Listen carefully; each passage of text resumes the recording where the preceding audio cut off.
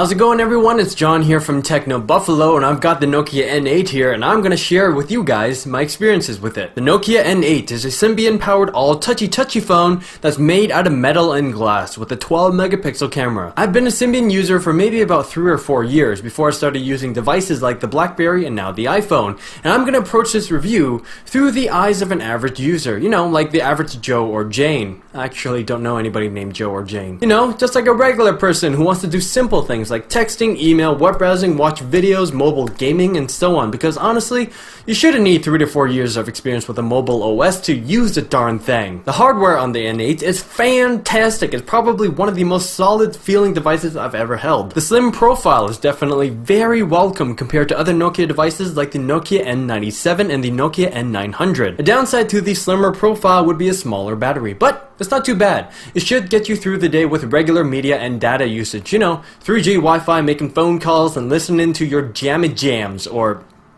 music. I think that's about all the pros that I can say about the Nokia N8. The software on this thing, sorry to say, but it's terrible. In my opinion, Symbian is very outdated compared to other mobile OSs like iOS and Android OS. The UI is blah, settings are a little confusing, and folders look like applications. So sometimes apps can be within a folder, and you can never tell. Unless of course you're used to the operating system. Sure, you can load up a theme with folder icons, but seriously, why would you need to do that? Things like social networking and texting feel like a calculation. Anything that involves text entry on the Nokia N8 is, well, a chore. In portrait mode, you're presented with the traditional dial pad layout. No portrait QWERTY keyboard here. Yeah, it's got T9 predictive texting, but I'd much rather have a portrait QWERTY keyboard. The landscape keyboard could have been a lot better. Autocorrect isn't available, and I find the placement of the left and right arrow keys very annoying. Not only does it make the spacebar unnecessarily smaller, but I always find myself accidentally pressing either left or right, which screws up whatever I'm typing, which is definitely not happy face. On top of that, even though the Nokia N8 supports multi-touch, the area where I feel like multi-touch is needed the most, you know,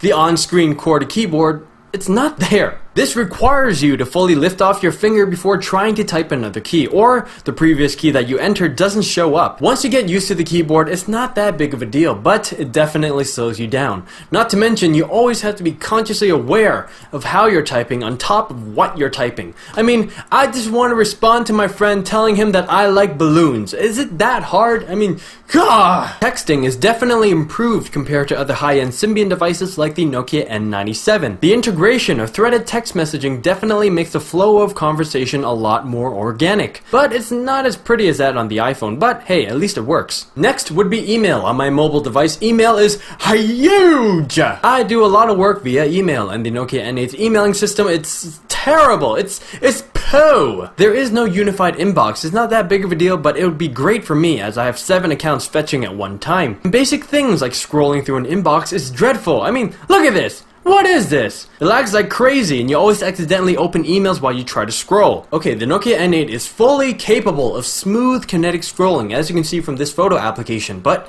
why can't it do it with emails? I have absolutely no idea. Opening emails, of course, is just the first half. Replying is the second half, and it's really tough if you need to write out long emails on the Nokia N8. It's about this point where I just kind of opt to just reading emails on the N8 and use my computer to reply to everything, or just not use the N8 for email at all. I feel like this happens a lot with the Nokia N8 and any Symbian device that I've ever used. Whether it's emailing, web browsing, watching YouTube videos, whatever, I always just opt to just doing it on my computer. Well, it's a phone! You're just supposed to make phone calls! I'm sure we've all heard that plenty of times, and yes, the Nokia N8 is a phone and it's great at making phone calls, but then why have all of those features in the phone in the first place? With Symbian devices, I feel like they have a lot of features and they can do a lot of things, but they can't do those things very well. Sort of like a jack of all trades, master of none kind of thing. I think that's the first time I said that in front of camera, you know, that phrase. Feels great! At this point in the mobile game, I definitely don't think it's good enough anymore, especially if your competition is the iPhone or the latest Android smartphone. One of the huge selling points of the Nokia N8 would be the camera. It's a 12 megapixel camera loaded with a xenon flash that can autofocus and record 720p HD videos. The camera works as you would expect it to, and it's nice to be able to control certain things like white balance, exposure, ISO, and so on. And that's something that's missing from the iPhone 4. Like the iPhone, you can also record videos from the front-facing camera. This is a personal thing, but as a YouTuber, a huge plus would be able to have a solid mobile YouTube experience. The N8 is mediocre at this. The videos play with the Flash supported web browser, but the video quality is pretty bad, even over a strong Wi-Fi connection. And the video quality is terrible compared to that of the iPhone 4s. The Symbian Application Store, or OV Store, is dreadful!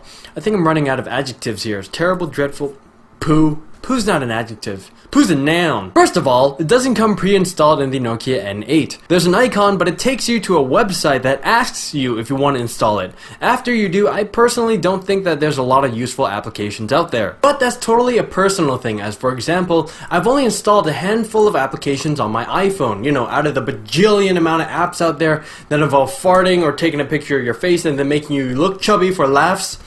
Ha ha ha ha ha ha. I honestly can't help but compare the Nokia N8 to say the iPhone or the latest Android smartphone, because as a user, you're pretty much choosing your mobile smartphone and then your mobile operating system. Plus, the iPhone is sort of like the only non-Symbian touch phone that I have, so I physically can't compare the N8 to anything else. And because these phones are around the $500 and up price range, the last thing you want to feel is buyer's remorse. So, for you, I highly recommend you do your research, watch videos, eat your vegetables, and try the phones out in real life if you can. Borrow your friend's phone, but make sure you let them know or else that'd be stealing. Overall, I personally don't like the N8. It's a lot better than, say, the Nokia N97 or the Nokia 5800. The camera and hardware is fantastic on this thing, but that's about it.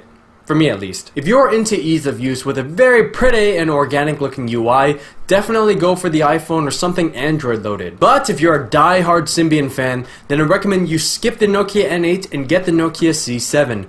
It's pretty much the same phone, but the hardware keyboard. That's the key. That'll keep your anxiety levels low when you need to, do typity. Well, I hope you found this review helpful. This was John from Techno Buffalo, and I'll see you in the next video.